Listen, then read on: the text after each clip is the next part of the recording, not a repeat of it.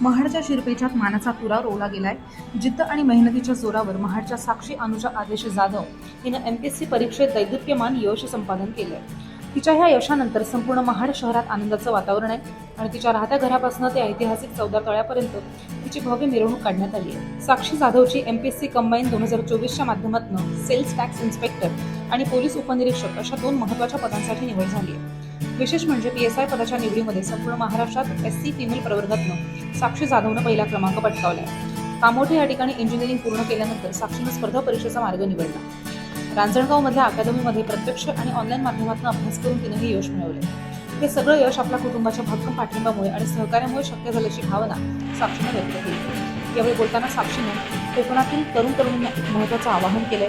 कोकणातील युवकांनी जास्तीत जास्त संख्येने स्पर्धा परीक्षेकडे वळावं आणि प्रशासकीय सेवेत आपला ठसा उमटवावा असा मोलाचा सल्ला तिने दिलाय।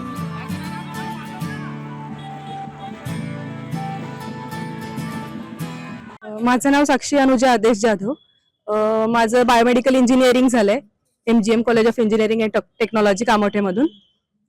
आता सध्या MPSC कंबाईन 2024च्या ॲडमध्ये माझं STI म्हणजे स्टेट टॅक्स इन्स्पेक्टर आणि PSI पोलीस सब इन्स्पेक्टर म्हणून माझं सिलेक्शन झालं आणि PSIचं सिलेक्शन झालं। त्यामध्ये मला महाराष्ट्रामध्ये SC फिमेल मधून माझा फर्स्ट रँक आलाय महाराष्ट्रामध्ये। आणि माझं जर्नी सांगायची म्हणजे माझं इंजिनिअरिंग झाल्यानंतर मी MPSC करायचा डिसिजन घेतला। त्यानंतर मी एक अकॅडमी आहे महागणपती करिअर अकॅडमी रांजणगावला, तिथे अभ्यास केला आणि ऑनलाईन क्लासेस म्हणजे रयत प्रबोधिनी क्लासेस मी जॉईन केले होते। आणि माझे आयडल म्हणजे उमेश कुदळे सर, रयत प्रबोधिनीचे फाउंडर आहेत ते।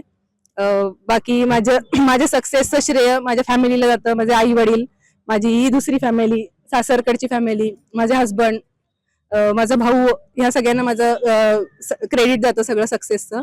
आणि मुलांनी शक्यतो कोकणातले मुलं ह्या स्पर्धा परीक्षेकडे वळत नाहीत, पण मी आवर्जून सांगेन की ह्या क्षेत्राकडे वळा आणि जिद्द चिकाटी ठेवून करा, परिश्रम करा, कन्सिस्टन्सी ठेवा, नक्कीच श्रेय नक्कीच तुम्हाला सक्सेस ह्यात मिळू शकेल।